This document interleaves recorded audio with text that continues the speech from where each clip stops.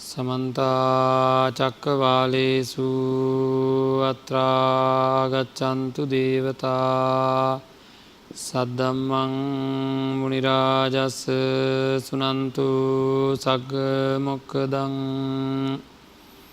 धम्मश्रवण कालो अयं भदन्ता धम्मश्रवण कालो अयं भदन्ता ධම්මස්සවන කාලෝ අයං භදන්තා සාදු සාදු නමෝ තස්ස භගවතු අරහතු සම්මා සම්බුද්දස්ස නමෝ තස්ස භගවතු අරහතු සම්මා සම්බුද්දස්ස නමෝ තස්ස භගවතු අරහතු සම්මා සම්බුද්දස්ස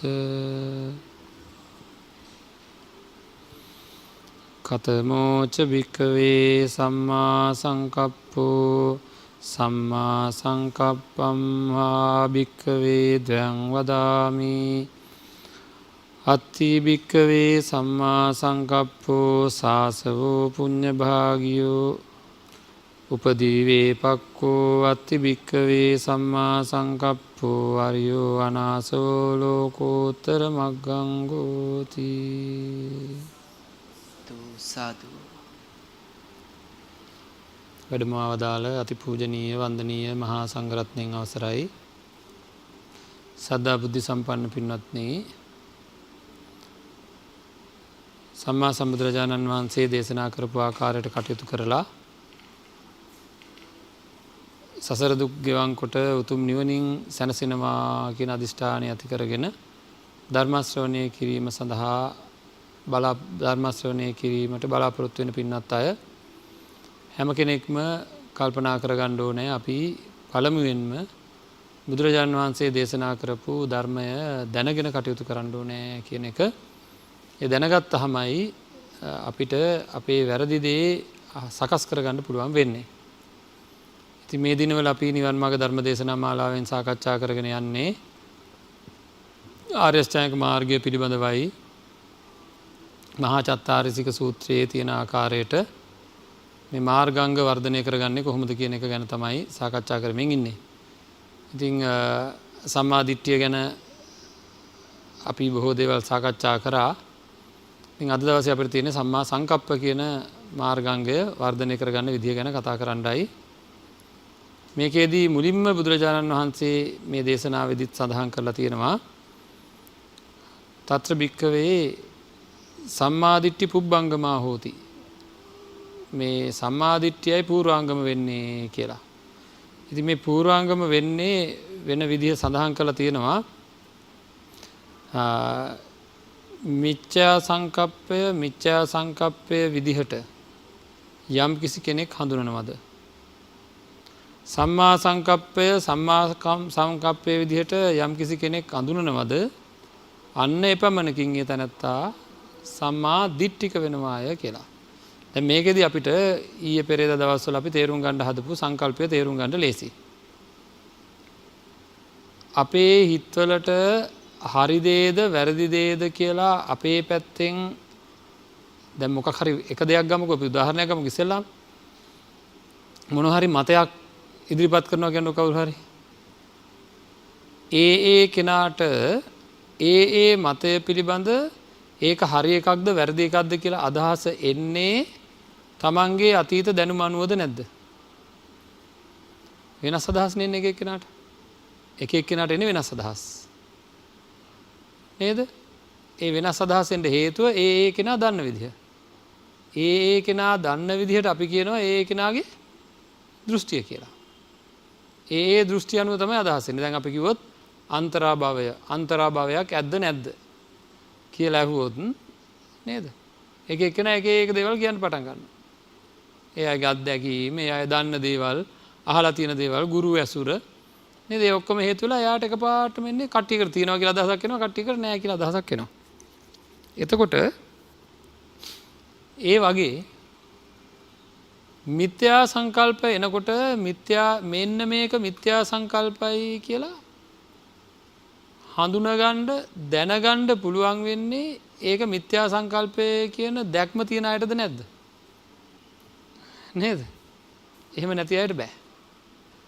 සම්මා සංකල්පයනකොට මේක සම්මා සංකල්පයයි කියලා දැනගන්න පුළුවන් වෙන්නේ ඒක පිළිබඳ දැනුම තියෙන අයටයි. නේද? යමෙක් තමන් තුළින්ම මිත්‍යා සංකල්පයනකොට ඒක මිත්‍යා සංකල්පයයි කියලා දන්නේද එපමණකින් ඒ තැනැත්තා ඒ ප්‍රමාණයට ඒ තැනැත්තා සම්මා දිට්ඨිකයි. හරිද? අන්න එහෙම තමයි සම්මා දිට්ඨික වෙන්නේ. එතකොට අන්න සම්මා දිට්ඨිය කියන්නේ අන්න ඒක සම්මා දිට්ඨිය කියන්නේ අපි ඇතුලෙන් එන අපේ දැනුම අදහස. අපේ දෘෂ්ටි අපේ දැක්ම නේද? හොඳයි. දැන් මේක අපි තෝරගමු මේකෙන් එකක් අරගෙන ඊළඟට මේක කොටස් දෙකකට දැන් මිත්‍යා දෘෂ්ටිය හරි මිත්‍යා සංකප්පය කියන්නේ මොනවද? ඊට පස්සේ මිත්‍යා සංකප්පය විදිහට දන්නවා නම් එයා සම්මා දිට්ඨිකයි කියලා දේශනා කරලා මේ සූත්‍ර ධර්මයේදී ඊට පස්සේ මිත්‍යා සංකල්පනා කියන්නේ මොනවද කියලා දේශනා කරනවා. මොනවද? කාම සංකල්පනා, ව්‍යාපාද සංකල්පනා, විහිංසා සංකල්පනා. ඔන්න බලන්න දැන් මොනවද දන්නේ කාම සංකල්පනා කියන්නේ? පංචකාම සම්පත්තිය පිළිබඳ තියෙන කල්පනාවල්. වෙන මොකක්ද මේ කාම සංකල්පනා කියන්නේ? එතකොට ඒවා සම්මා සංකල්පනාද මිත්‍යා සංකල්පනාද? මොන දැන් වැඩි තේරෙන්න උන අපිට හොඳට නේද? එතකොට වැඩි දෙනෙක් ඉන්නේ මොන සංකල්පනාවලද? මිත්‍යා සංකල්පනාවල ඉන්නේ නේද? රූප ශබ්ද ගන්ධ රස ස්පර්ශ කියන ඒවා නේද? අපි මේවා හොඳයයි ගැනීමෙන් නිවනට බාධා වෙනවද නැද්ද? අපි කතා කරන්නේ නිවන් දකින්න කෙනා ගැන මේ සාමාන්‍ය ජීවිතය සම්පූර්ණ කරලා දෙන්න නෙවෙයි. ඒකට වෙනම වැඩ තියෙනවනේ. නේද? මාත් ඕකම කතා කරලා හරියන්නේ නැහැ. එහෙනම් නිවන් දකින්න අපේ සංකල්පනා නිවැරදි කරගන්න වෙනවා. දරුවන් ගැන වුණත්, ගෙවල් දොරවල් ගැන, ඉඩම් කඩම් ගැන මේවා පිළිබඳවම ඒ කියන්නේ භවභෝග සම්පත් කෙටියෙන් කියනවා නම් රූප ශබ්ද ගන්ධ රස ස්පර්ශ ධම්ම කියන දේවල් කොච්චරනම් ඔය ජීවිතේට දැන් දීලා තියෙනවද කියන්නකෝ. නේද? ඇහැට රූප කොච්චර පෙන්වලා තියෙනවද? කනට ශබ්ද කොච්චර අස්වලා තියෙනවද? නාසයට ගන්ධ කොච්චර ලබා දීලා තියෙනවද? දිවට රස කොච්චර දීලා තියෙනවද?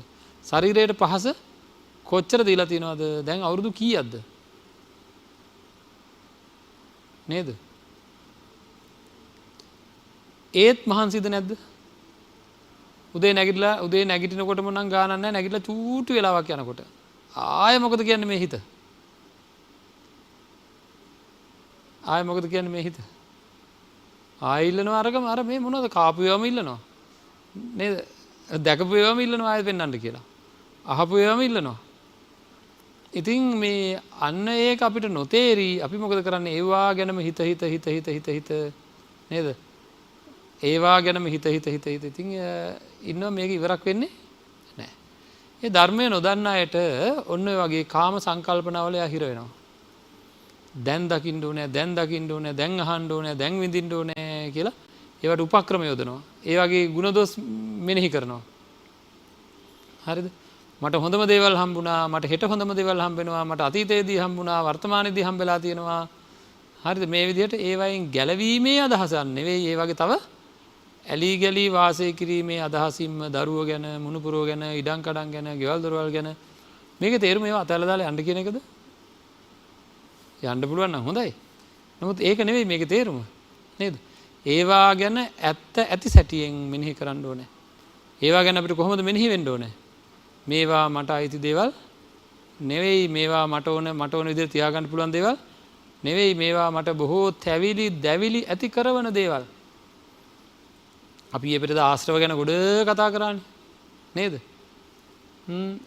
රූපය අපේ ඉදිරියේ ඇවිල්ලා, ශබ්ද අපිට කනට ඇහිලා, ඒ ප්‍රිය දේවල් නැවත ඇහි තිබිලා බල ඉඳලා මගේ ඇහි මානෙන් අයින් වෙනකොට, ඒ කියන්නේ මට පේන්නේ නැතුව යනකොට මොකද වෙන්නේ? දුකයි. දුකයි කියන එකේ තේරුම මොකද්ද? කොහෙටද දුක? හිතට.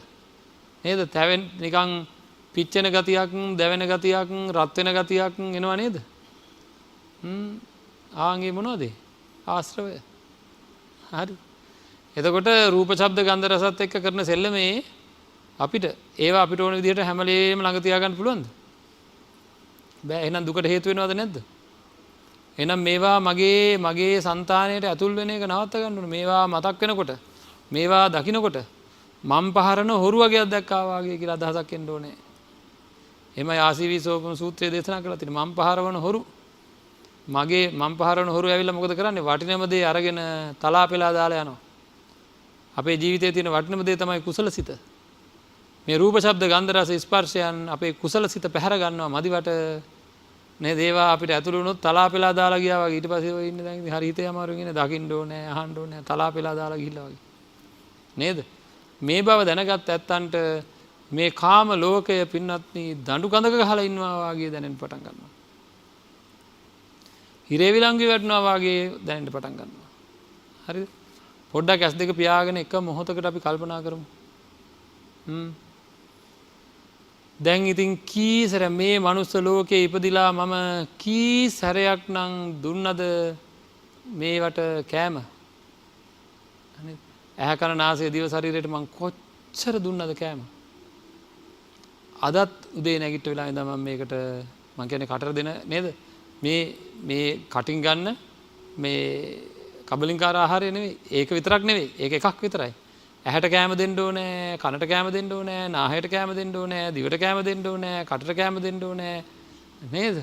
හිතට කෑම දෙන්න ඕනේ.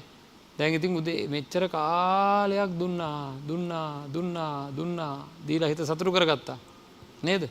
තවත් අයියෝ මේ ජීවිතේ බලන්නකො අප්පා පුංචි කාලේ ඉඳන් නේද එකම දේවල් දීලා නේද? ඉවරක් වෙනවද මේ හිත? නෑ. ඒ ටික හරි හිතෙන්න ඕනද නැද්ද? එහෙනම් මේකෙන් ගැලවෙන්න ඕනේ මම මේක හරියට අර කියන්නේ මොකද්ද? කොටිවල ගියලා අල්ලගත්තා වගේ. අතහැරලා බෑ අතහැරියොත් හපනවා. නේද? ඒකින්ද නොදී බෑ නොදුන්නොත් එහෙම දුක්. ඉතින් ඒකින්ද මේක අපේ මනසෙන් ගලවන්න ඕනේ. ආන්ගේ ගැලවිච්ච කෙනාගේ හිත මොකුත් ඉල්ලන්නේ නැහැ පින්නන්නේ. හරිද? රූප ඉල්ලන්නේ මේ ඉල්ලන එකනේ ප්‍රශ්නේ තියෙන්නේ. උදේ නැගිටිනකොට අපිට හරි වදේ. කාගෙන්ද? තමන්ගෙන් වදේ. නේද? මගෙන් වදේ තියෙන්නේ වෙන කාගෙන්වත් නෙවෙයි. යනවා ගිහිල්ලා දුව බලන්න යනවා, පුතා බලන්න යනවා, අරහවල් જાතිය කෑම උයා ගන්නවා, අහවල් පෙට්ටිය තියෙන දේ අරන් කනවා කිය නේද? එක නේද? මේක තල්ලු කරනවා අපි ඔය අතෙන්ට තල්ලු කරනවා, මෙතෙන්ට තල්ලු කරනවා. නේද? ගියේ නැත්තම් මොකද කරන්නේ? ඉන්න බෑ රිදෙන හින්දානේ යන්නේ. නේද?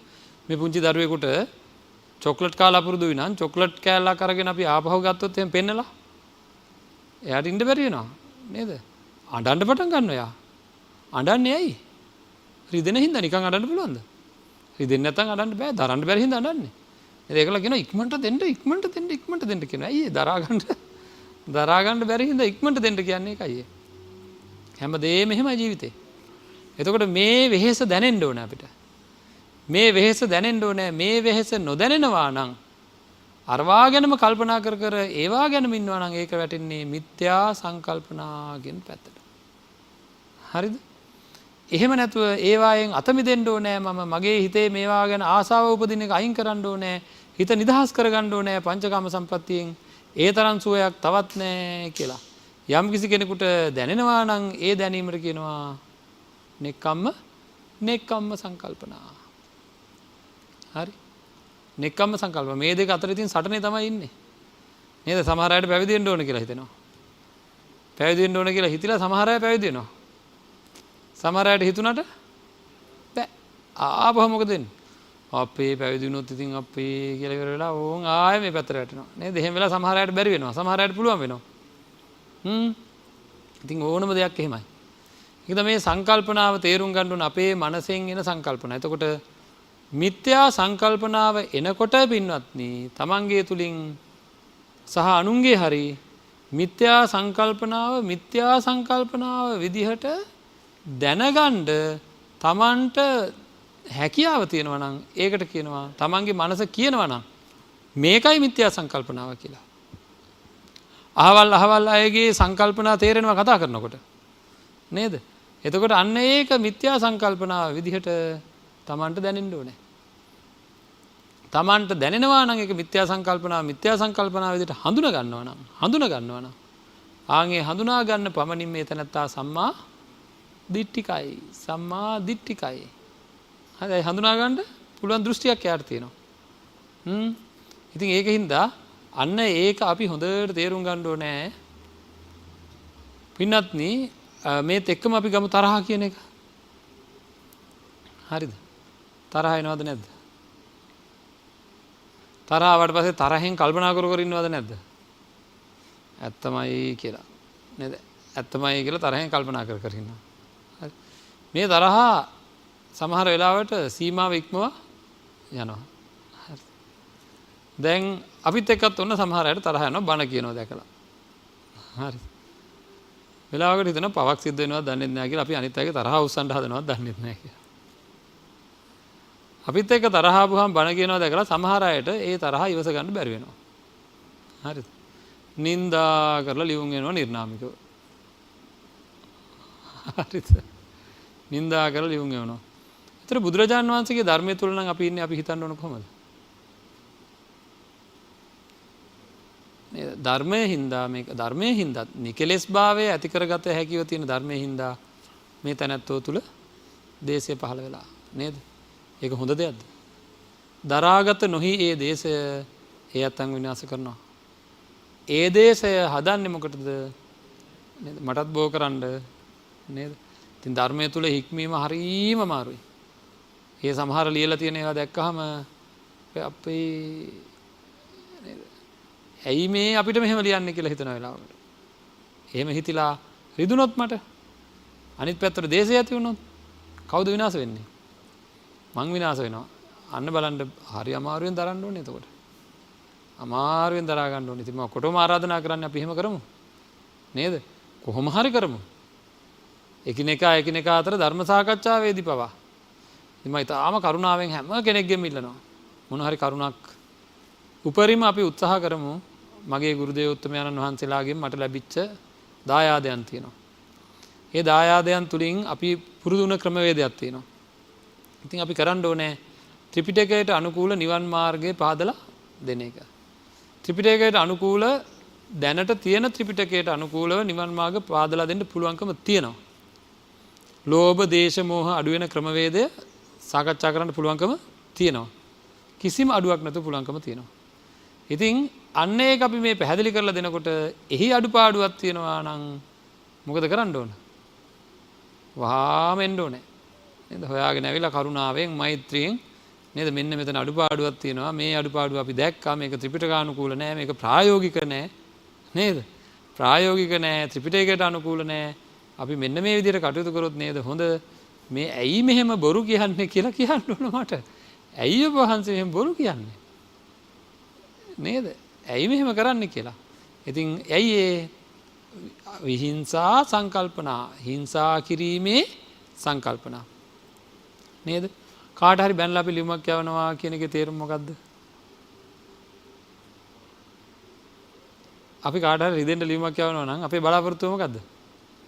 මගේ දේශය අඩු කර ගැනීමට අන් අයව පොඩ්ඩක් හරි රිදවන්නයි. නේද? එහා පැත්ත රිදවලා සැනසෙන්න හදන මානසිකත්වය අපි ළඟ තියෙනවා. ඉතින් ඒකින්ද අපි ඒක ඇත්තටම බොහොම කරුණාවෙන් අපි දිහාම බලා ගන්න ඕන අපිම. නේද? එහා පැත්ත රිදවන්න, මාව රිදවන්න වෙන කෙනෙක්ගේ දේශය ඇවිස්සලා නම් ඒ දේශයෙන් හින්දා මගේ දේශය ඇවිස්සෙනවා නම් මේ කියන වචනේ පවා මම ඊටාම ප්‍රාර්ථනාවක් ඇතුව කියන්නේ අනේ දේශයක් නම් ඇති වෙන්න එපා මේ වචනෙටවත්. ඇයි? රාග, දේශ, මෝහ කියන දේ තරම් විනයක් නේද? හදියක් නේද? අකටයුත්තක් නේද? කිසි කෙනෙකුට වෙන්න එපා කියලා ප්‍රාර්ථනා කළ යුතු දෙයක් හැම නිමේෂයකම. මම ඒක හැමදාම කියන්නේ පන්සලට අඳින සිල් ඇඳුම පවා සංවරම කරගන්න කියලා. අපේ ඇත්තෝ නෝවර තමයි මාත් එක තරහ. හරිද? අපි විහාරස්ථානයට යන්නේ පින්නත් මේ සංකල්ප ගැන කතා කරන්නේ. ඒකින්ද මේ සංකල්ප ගැන කතා කරන්න ඕනේ. හරි? මගේ ශරීරය දැක මම මේ අත්තන්ගෙන් අහන්න. ශරීර ගෙවල් වලට අරන් ගිහිලා නැද්ද මනසෙන්? තරුණ කාලේ හරි. කාගේ හරි ශරීරයක් දැකලා ඒ ශරීරයේ හින්දා ආසාවක් ඉපදිලා ඒ ශරීරය තමන්ගේ මනසේ නැවත පීඩාකාරීව ඉල්ලන ස්වභාවයක් නැති වෙනවා. ඔන්න ඔය කරුමක්කාර ගතියෙන් අත මිදෙන්න පොය දවසේ පින්වන්ත කුල පුත්‍රයෙක් මොකද කරන්නේ? උතුරු සළුවකුත් දාගෙන පින්වන්ත කුල පුත්‍රයෙක් කුල දියණියක් මොකද කරන්නේ? උතුරු සළුවකුත් දාගෙන යනවා නිශ්චල තැනකට හොඳ තැනකට විහාරස්ථානයකට කෙලෙස් අද උපදින්න නැතුව කෙලෙස් හින්දා මට හරි මහන්සි නේද? බලන අතේ කෙලෙස් වැగిරෙනවා. ඒකෙන් අත මිදලා සුවදායකව ඉන්න ඕනේ කියලා පරම චේතනාවකින් සිල් සමාදන් වෙන්න බලාගෙන යනවා විහාරස්ථානයකට. මේන්න මෙතෙන්ටත් එනවා.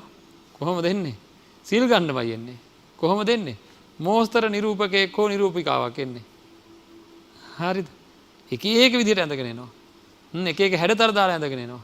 සිල් ඇඳුමේ හිල් තියාගෙන එනවා. නේද? එතකොට මොකද වෙන්නේ? අනේ අර අහිංසක මනුස්සයාට එතෙන්ට ගිහිලාවක්වත් ගැලවෙන්න බෑ. අපි කල්පනා කරන්න ඕනේ මං නිසා කිසිවෙකුට රාග දේශ මොහ නූපදීවා. නේද? හැම නිමේෂයකම හිතන්න ඕන මම නිසා තවත් කෙනෙකුට මේ අකටයුත්ත සිද්ධ වෙන්න එපා කියලා. ඉතින් ඒකින්ද අපි හැම වෙලේම පරිස්සමෙන්ම හැමදේම කරමු. නේද?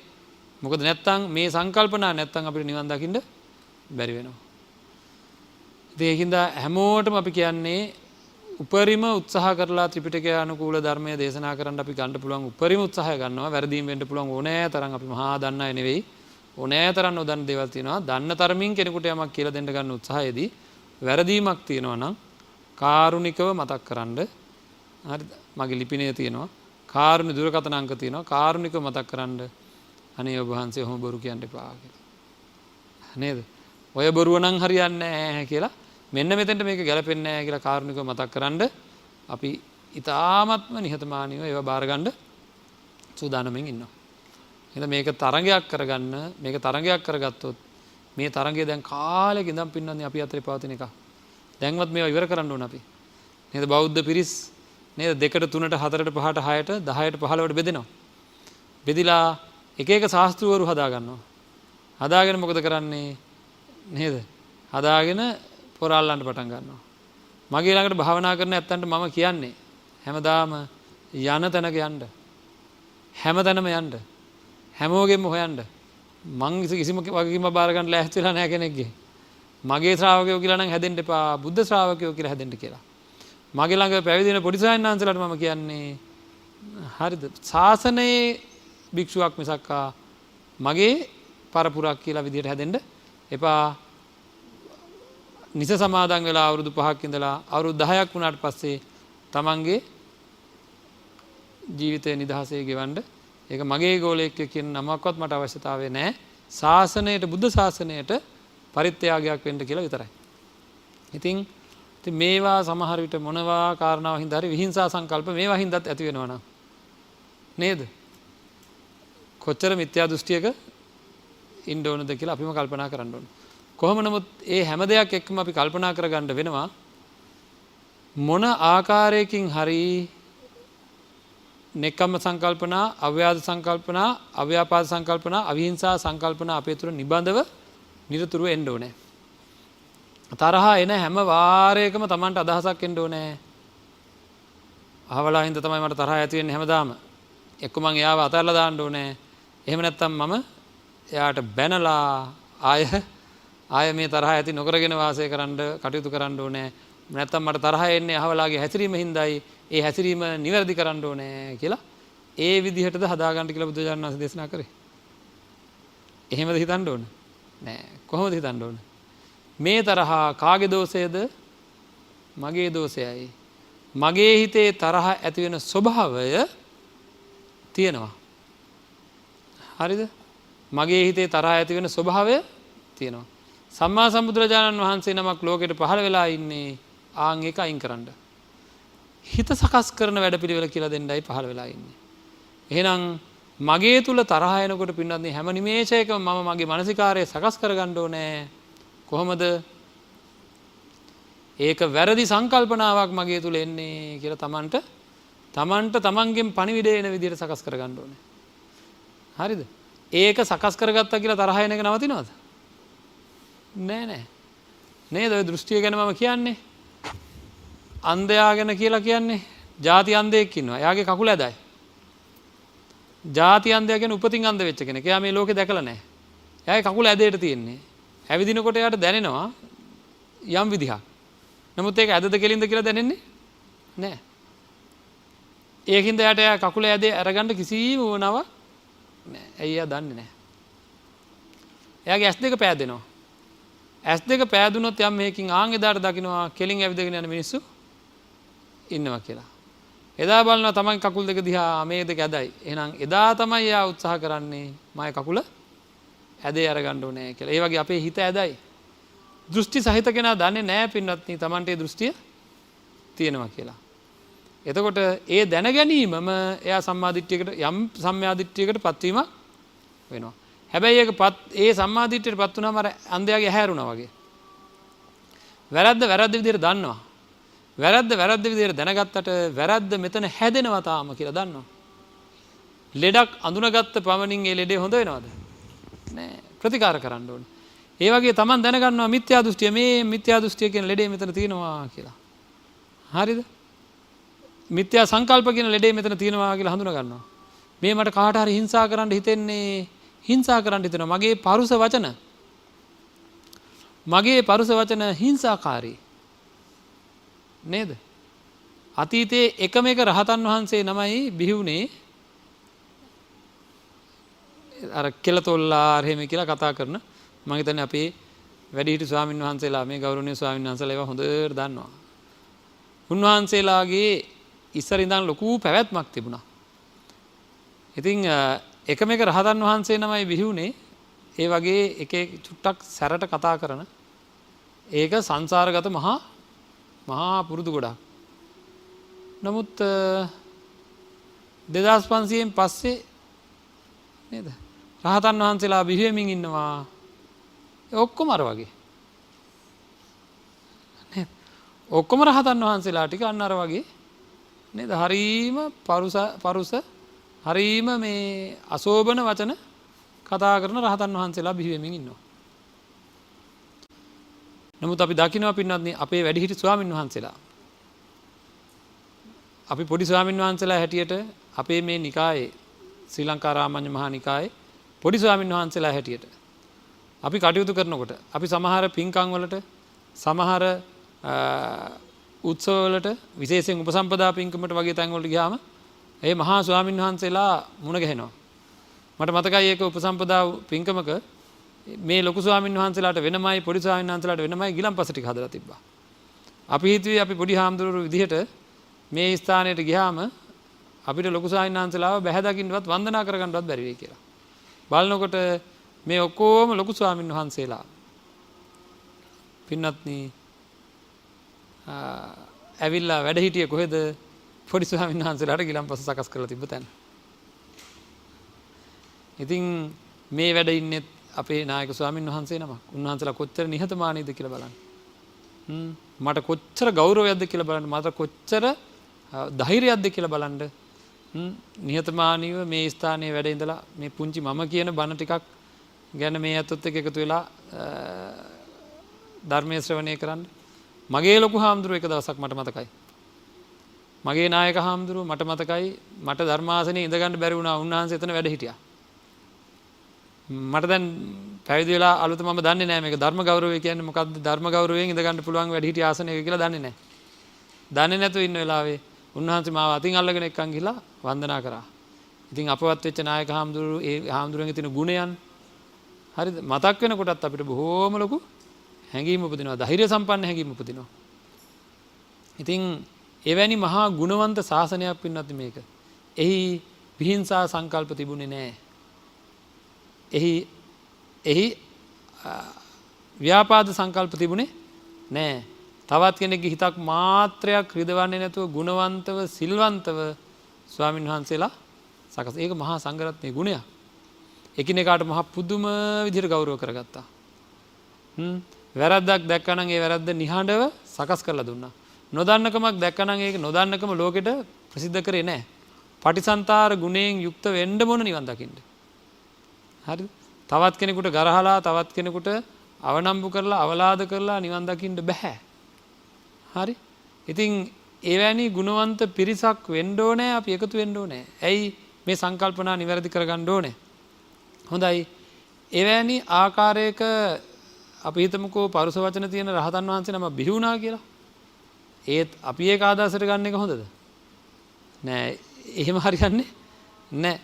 ඉතින් ඒකින්ද ඊටාම ගැඹුරු අදහසකින් අපේ දෘෂ්ටිය සකස් කරගන්න ඕනේ අපේ පින්වත්නි.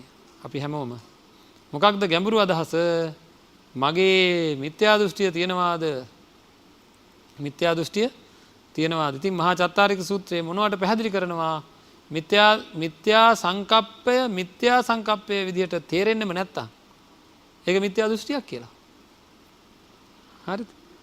සම්මා සංකප්පය විදිහට තේරෙන්නෙම නැත්තම් ඒක මිත්‍යා දෘෂ්ටියක් කියලා.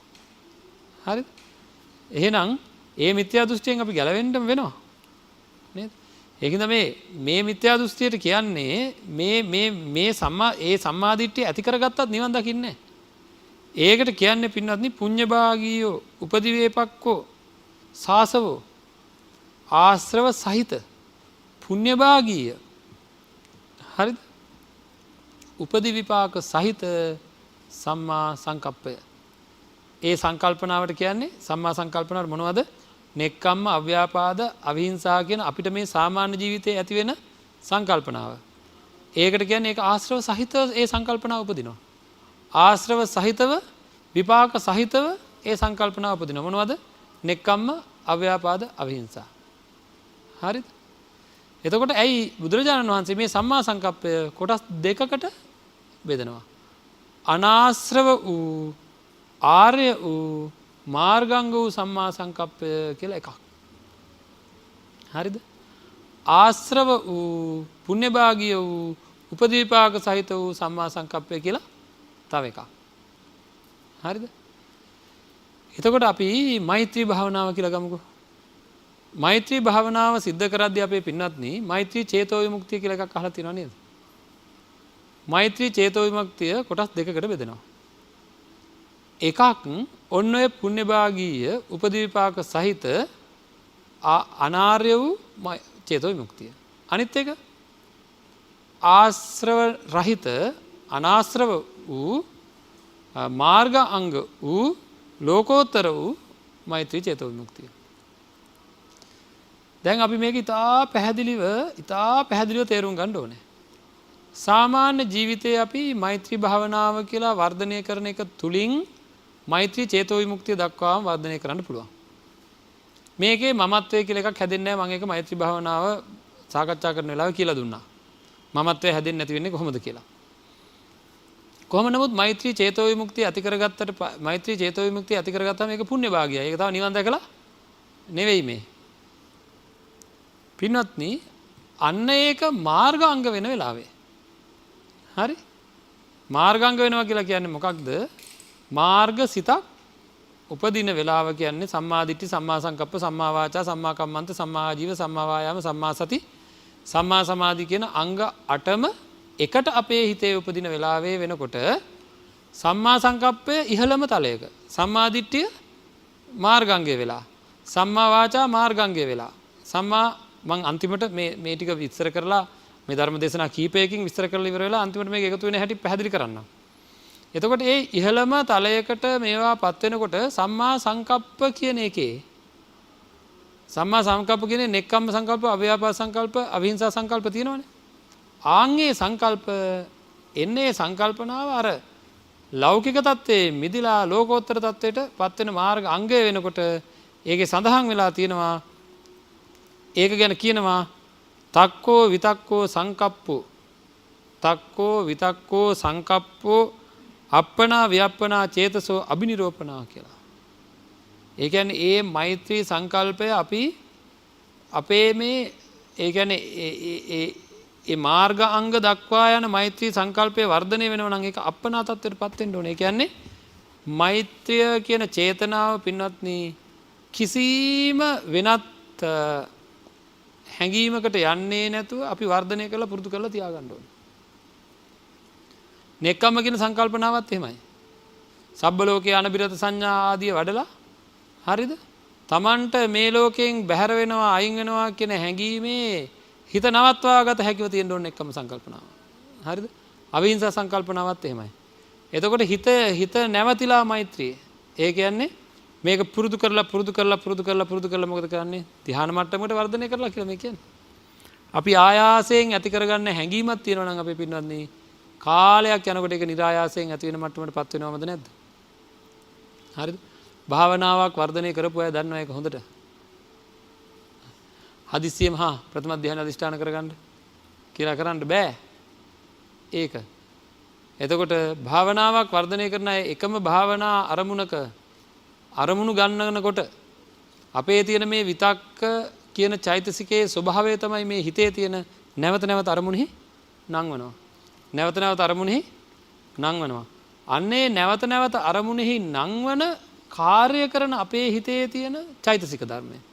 අපේ මානසිකාරයේ තියෙන නැවත නැවත අරමුණ නංවන කාර්ය කරන චෛතසික ධර්මය හින්දා මොකද වෙන්නේ?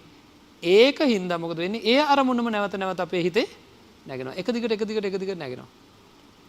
හරි? අන්න ඒ අරමුණ එක දිගට නැගෙනකොට මගේ හිත වෙන කිසි තැනකට යන්නේ නෑ. ඒ අරමුණේ නැගෙනවා, ඒ අරමුණේ විසිරෙනවා. විතක්ක, විචාර කියන දෙක.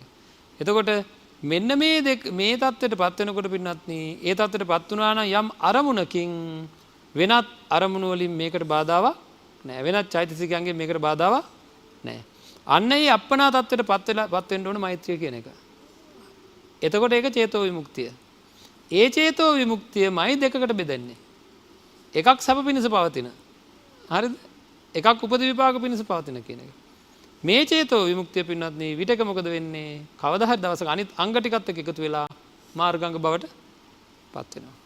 ආන් එතකොට තමයි අර අප්පනා වියප්පනා චේතසෝ අබිනිරූපණා කියන තැනට එන්නේ. ඒ මාර්ගාංග වෙන එක. හරි? දැන් මොකද කරන්න ඕනේ?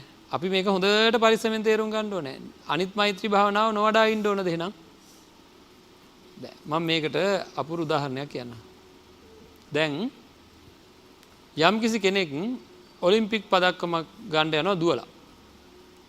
එයා කොයි වෙලාවෙ හරි ඔලිම්පික් පදක්කම ගන්නවා දුවලා. හරිද? එතකොට එයාට ඔලිම්පික් පදක්කම ලැබෙන්න දුවපු දිවිල්ලක් තියෙනව නේද? අන්තිම තරඟයක් තියෙනව නේද? එයාට ලාභේ උනේ ඒක විතරයිනේ. ඒකෙදිනේ පදක්කම හම්බුනේ. නේද? ඉතින් මම එයාට උපදෙස් දෙන්න ඉන්නේ. අලුතෙන් ඔලිම්පික් පදක්කම් ගන්න ඉන්න අයට මම පොඩි උපදෙසක් දෙන්න ඉන්නේ. ඔයාලා ඊට කලින් කවදාකවත් දුවන්න එපා, බොරුවට තේරුමක් නැහැ. ඒවට පදක්කම් හම්බෙන්නේ නැහැ. හරිද? ඔයා කෙලින්ම යන්න ඔලිම්පික් තරඟෙට ගිහිල්ලා පදක්කම ගන්නම බලාගෙන දුවන්න. අපරාධනේ කලින් දුවන ඒවා. නේද? එහෙමද? එහෙම කිව්වොත් මට මොන වගේ කෙනෙක් කියලා කියයිද? ප්‍රශ්නයක් තියෙනවා එහෙනම්. නේද? එහෙනම් අපිට සිතුවිල්ලක් ඇති වෙන්න පුළුවන් පින්නත් ආර්ය මෛත්‍රී චේතෝ විමුක්තිය විතරක් වඩන්න ඕන. ආර්ය මෛත්‍රිය විතරක් වඩන්න ඕනේ කියලා. ආර්ය தත්වයටපත් වෙනවා කියලා මේ පැහැදිලිවම මේ සූත්‍රයේ තියෙනවා. නේද? අනාර්ය වූ ආශ්‍රව සහිත වූ උපදීපාක සහිත වූ චේතෝ විමුක්තියක් ඇත. නේද? ඒක වර්ධනය කරමින් කරලා තමයි නේද ඔලිම්පික් පදක්කම ගන්න එක ඒකෙන්ම තමයි හම්බෙන්නේ. නේද? ඒක මාර්ගාංග වෙන වෙලාවේ ඒක ආර්ය වෙනවා. හරිද? අරක නැතුව මේක එයිද? නේද? කය පුහුණු කරනවා වගේම හිත පුහුණු කරනවා කියන එකක්. මේ හිත මෛත්‍රියට පුහුණු කරනවා නම් පුංචි තැන ඉඳන් පුහුණු කරන්නේ එක පාටම කොහොමද යන්නේ? ඇලෙන්නෙත් නැති, ගැටෙන්නේ නැති, විවේක නිස්සිත වූ, විරාග නිස්සිත වූ, වොස්සග්ග පරිණාමී වූ මෛත්‍රී චේතෝ විමුක්තිය වඩන්නේ කොහොමද? එක පාටම. දැන් අපිට එහෙම වැරදි අවබෝධයක් ඇති වෙන්න පුළුවන්. දැන් අපි සාමාන්‍ය වශයෙන් මෛත්‍රී භාවනාව වර්ධනය කරගෙන යන්න වෙනවා. මේක මෛත්‍රී භාවනාව විතරක් නෙවෙයි නේද? නෙක්ඛම්මය ඇති වෙන භාවනා තියෙනවා. නෙක්ඛම්ම සංකල්පනා ඇති වෙන අසුභ භාවනාව. සබ්බ ලෝකයේ අනිබිත සංඥා, සියලු ලෝකයන්ගෙන් අත මිදීමේ සංඥාව. සියලු සංස්කාරයන් අනිත්‍යයි කියන අනිත්‍ය භාවනාව. සියලු භාවනාව වලින් නෙක්ඛම්ම හැඟීමයි උපදින්නේ. නේද? අපි මතක් කරා මොනවද මග්ගා මග්ග ඥාන දර්ශන විසුද්ධිය, ඥාන දර්ශන විසුද්ධිය කියන කොටස් වල, පටිපදා ඥාන දර්ශන විසුද්ධිය කියන කොටස් වල නේද? මුංචිතු කම්මිතා ඥානය කියන්නේ මොකක්ද කියලා පැහැදිලි කරා මේ ධර්ම දේශනා මාලාවේ. සිත සංස්කාරයන්ගෙන් අත මිදෙන ස්වභාවය. ඒකට කොච්චර මේ හිතට අවශ්‍ය පණිවිඩ ටික දෙන්න ඕනේද කියලා. හරිද? අකණ්ඩව මේ භාවනා යෝගියා එතෙන්ට පුරුදු කරන්න ඕනේ. පුරුදු කරේ නැත්තම් එතෙන්ට පුහුණු කරේ නැත්තම් මේ හිත අත මිදෙන්නේ නැහැ පින්වත්නි මේ සංස්කාරයෙන්. සංස්කාරයෙන් අයින් වෙන්න ලෑස්ති නැහැ. හරිද? ඉතින් ඒ වගේ නෙකම්ම සංකල්පනාවක්, අව්‍යාපාද සංකල්පනාවක්, අවිහිංසා සංකල්පනාවක් තියෙනවා. එන්නේ ඒක සකස් කරගන්න ඕන අපේ సంతානය තුල. ඒ සඳහා දැම්මම පුරුදු වෙන්න ඕනේ. කොහොමද පුරුදු වෙන්නේ? ඉන්ද්‍රිය සංවරය ඇති කරගන්න ඕනේ. දකින දේට ඇලි නේද මං ගොඩ කියනවා කෑම පාලනය කරන්න කියලා. ඒක නම් ගණන් ගන්නෙම නැහැ. ආහාරය ප්‍රත්‍යවේක්ෂා කරලා ගන්න ආහාරයේදී Tamanට හැම වෙලේම තියෙන ලොකු භාග්‍යයක් නේද ආහාරයේ මාත්‍රාඥතාවය කියන එක. ඇයි ආහාරයේ පංචකාම සම්පත්තියම තියෙනවා. ඒක බොහොම පොඩියට සලකන්නේ නේද? මං කියන්නේ අද ඉඳන් පුරුදු කරන්න පටන් ගන්න ගිජුව ආහාර ගන්න නැතුව ඉන්න පොඩ්ඩක්. ඒකෙන් පටන් ගන්න ආහාර ගන්න එපා කියලා නෙමෙයි කියන්නේ. හරි ආහාරය ගැන ගිජුකම අයින් කරන්න පොඩ්ඩක් අයින් කරලා නෑ මම ආහාරය ගන්න ජීවිතේ පවත්වා ගන්න. ගුණවන්ත දේවල් ආහාරයට ගන්න ඕනේ කියලා අර වචනේ දාගන්නකො කොට ඒක ලේසි මොකද්ද? පෙරේතකම අයින් කර ගන්නකො නේද?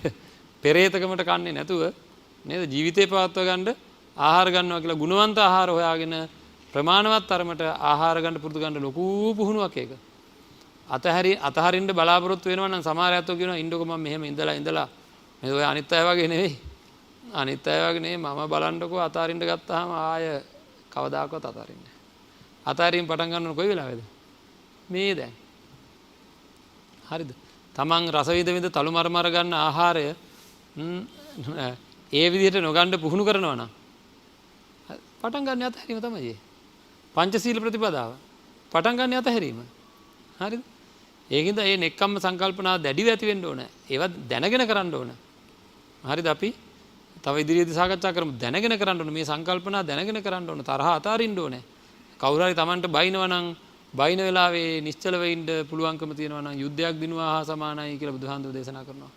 හරිද? අර බයින කෙනා හිතලා යයි නිවට යා කියලා. නිවට නියාලුකම කියලා හිතයි. හැබැයි කවුද දිනුවේ? මට බයින මිනිස්සයා ඉදිරියේ වටිනාකමක් නෙවෙයි ඕනේ. මට ඕන කවුරු ඉදිරියේ වටිනාකමක්ද? බුදුරජාන් වහන්සේ ඉදිරියේ වටිනාකමක් ඕනේ. ධර්මයේ ඉදිරියේ වටිනාකමක් ඕනේ. මම ඕන තරම් නිନ୍ଦා අපහාස ඉවසනවා නම් මාත්‍රයක්වත් සැලෙන්නේ නැතුව බුදුරජාන් වහන්සේ මට ලොකු අනුග්‍රහයක් දක්වනවා. මේ බුදුරජාන් වහන්සේ ඉදිරියේ මට ලොකු වටිනාකමක් තියෙනවා. අන් අය ඉදිරියේ මට වටිනාකමකින් ඇති වැඩ නැහැ. එහෙනම් නෙක්ඛම්ම සංකල්පනා, අව්‍යාපාද සංකල්පනා, අවිහිංසා සංකල්පනා කියන ඒවා මාර්ගාංග දක්වාම වර්ධනය කරගන්න අපි උත්සාහ කරන්න ඕනේ. ඉතින් අප්පනා තත්ත්වයටපත් වෙන්න නම් භාවනාව වර්ධනය කරන්න ඕනේ. භාවනාව ඕනේ. හරිද? හැඟීමක් ප්‍රබල කරගන්න, කුසල හැඟීම ප්‍රබල කරගන්නයි භාවනාව. භාවනා කරා කියලා මුකුත්ම වැරද්දක් වෙන්නේ නැහැ. ඒකින්ද අපි මොනවා හරි ක්‍රමවේදයක් අරගෙන යනකොට ඒ අරගෙන යන ක්‍රමවේදය වෙනත් ක්‍රමයක් තියෙන්න පුළුවන්. ඉතින් ඒවට නිග්‍රහ කරනව නෙවෙයි මේ නේද? නමුත් මේ අපි ත්‍රිපිටකයේ තියෙන ක්‍රමවේදය සාකච්ඡා කරනවා. ඒ ත්‍රිපිටකයේ තියෙන ක්‍රමවේදය සාකච්ඡා කරනකොට නේද? ඒක තමයි අපි ඉස්සෙල්ලා අත්දකලා බලන්න ඕනේ. ඉතින් ඒකෙන් අපිට නිවන් දකින්න පුළුවන් ද බැයිද කියලා තේරුම් ගන්න ඕනේ. ඒ සඳහා පුරුදු පුහුණු වෙන්න ඕනේ. ඉතින් ඒකින්ද එහෙම කරගෙන යනකොට මේකට නිග්‍රහ කරන්න කිසිම කාරණාවක් ඇත්තේ නැහැ පින්වත්නි. ත්‍රිපිටකයට නිග්‍රහ කරන්න කිසිම කාරණාවක් ඇත්තේ නැහැ. ඒකින්ද අපි බොහොම බුද්ධිමත් ත්‍රිපිටක ධර්මයේ වටා පෙළ ගැහෙන්න ඕනේ. මේ හැම දිනම ඒ සඳහා ලොකු දායකත්වයක් දරන අය තමන්ගේ බාහුවලය යොදලා හරියම්බ කරගත්ත ධනෙ විපහදම් කරලා ධර්ම දානයක් සකස් කරගත්තාද? සකස් කරගත්ත ධර්ම දාණය බෙදලා දුන්නා දැන් ඉතින්. ඒ ධර්මය ශ්‍රවණය වෙලා කොහේ හරි තැනක කොතැනක හෝ කාගේ හෝ හිතක් සැනසෙනවා නම් හිතකට ධර්මය දැනුණා නම් ඒ දැනිච්ච වාරයක් ගානේ මම හැමදාම කියන්නේ මේ ධර්ම දානය දුන්නේ නැත්තන්ට බොහෝ පින් ඒක රාශි වෙනවා. ඉතින් බොහෝ පින් ඒක රාශි කරගත්ත මේ පින්වත් ඇත්තන්ට මේ ධර්ම දානමේ පින්න කර්මයම උතුම් නිර්වාණ අවබෝධය සඳහාම වේවා කියලා ප්‍රාර්ථනා කරනවා. ආකාසට්ටා චුම්මට්ටා දේවා නාග මහිද්దికා පුඤ්ඤන්තං අනුමෝදිත්වා චිරං රක්ඛන්තු ශාසනං චිරං රක්ඛන්තු දේශනං චිරං රක්ඛන්තු මං පරන්ති.